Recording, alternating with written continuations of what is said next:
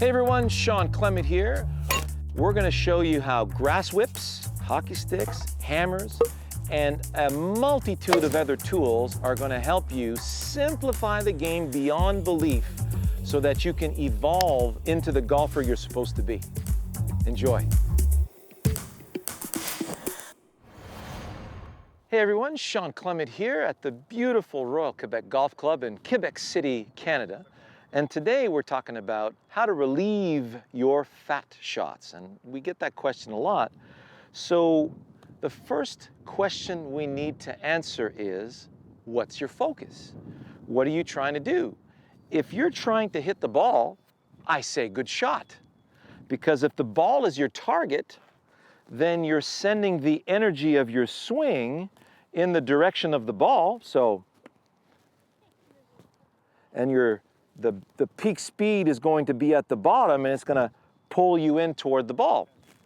So one of my favorite tools, and you can take this from a page of Ernest Jones from the early 1900s, and talk about swinging the club head. So if I'm swinging this ball on a string, you notice how the arc of this, the circle, makes a nice taut circle. So the ball is represented by my club head.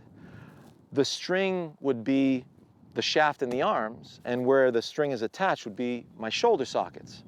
So if I give this to gravity and I create a nice circle, notice how it creates a nice circle around the center of my shoulder. So you'll notice how the bottom of this arc is now right underneath my shoulder.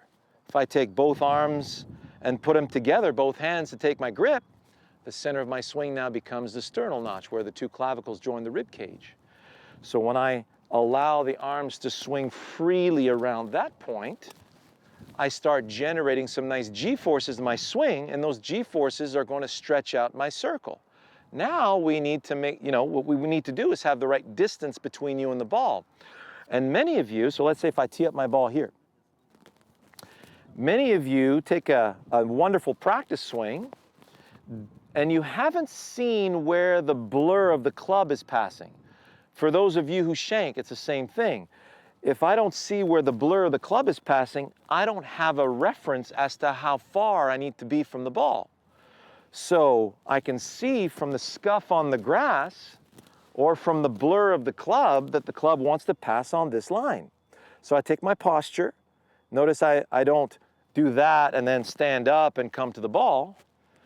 I take my practice swing, I see where that's passing, I set the club down on that line, then I bring the machine. Do you see how I'm doing that?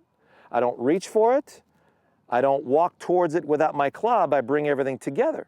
So now, if my focus is to use the ball and a string to cut through the tee that the ball is standing on.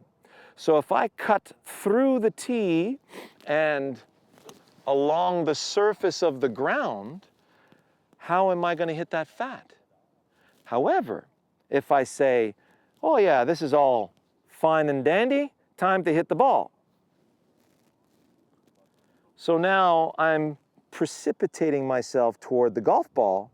Well, there's a nasty planet waiting for you on the other side. Not good.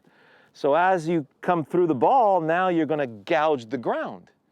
And after a while, you're going to stop doing that, and you're going to significantly reduce the amount of speed that you can swing with. So we're not here to hit a golf ball. We're here to allow the club to deploy itself around the arc, and then we're going to use that arc to cut through the tee. So I'm cutting through the tee with that wonderful arc, and that ball just met the center of the club face. And all I did was just clip the tee along the surface of the ground. So distance to ball is a big one. Number two, focus on cutting through the grass along the surface of the ground instead of making sure you hit the ball. So there's some wonderful predictions that you can use once you have that ball on a string, so you can have some fun with, if I put that back in the ground here, and I just let gravity cut the grass in both directions, Now I come to the ball. I'm going to set the club up well above the ball. If I let the ball on a string swing, it feels like I'm going to miss the ball entirely. Well, please go ahead and do that. So what you just gave your brain was a terrific reference, a breadcrumb trail. So now you get lower. Well, if you do the same thing, you're going to top the ball. So I'm letting the ball track, let it track.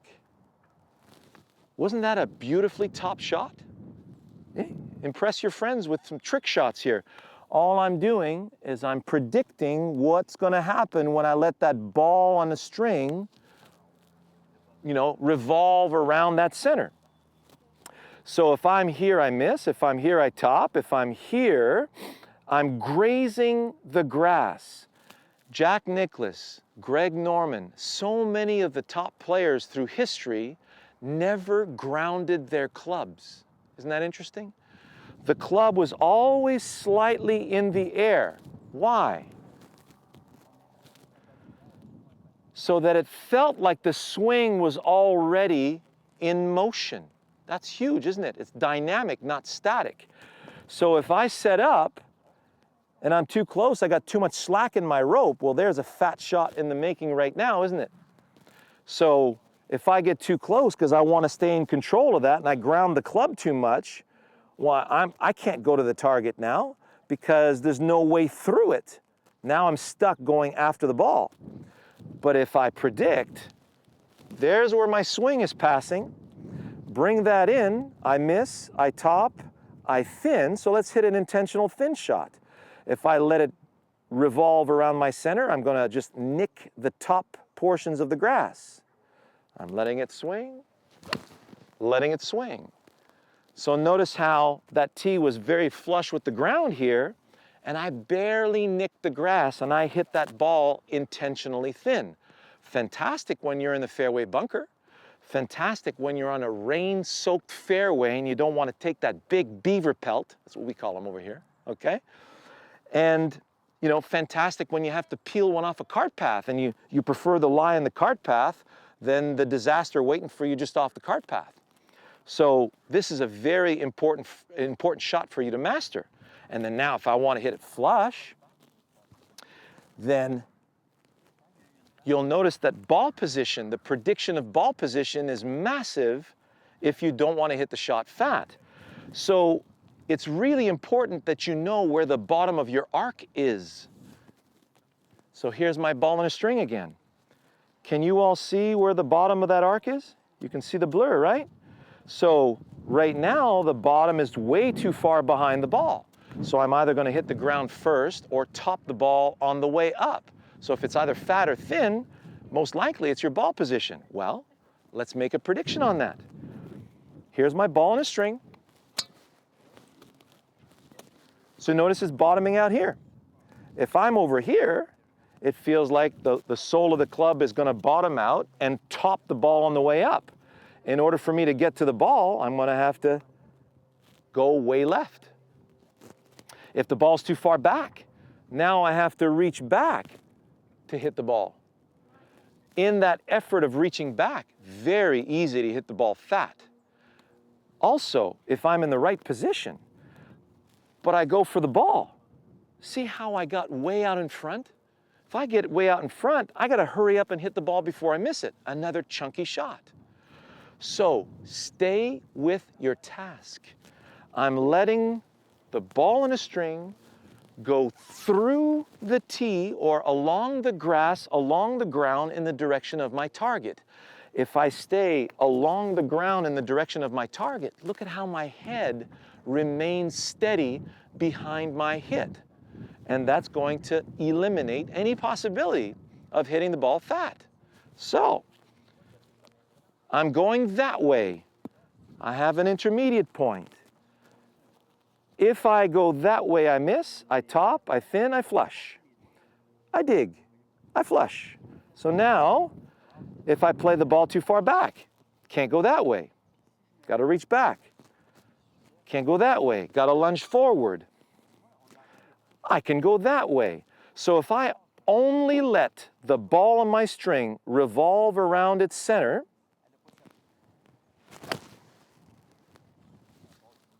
flush, flush. Enjoy that. See you next time.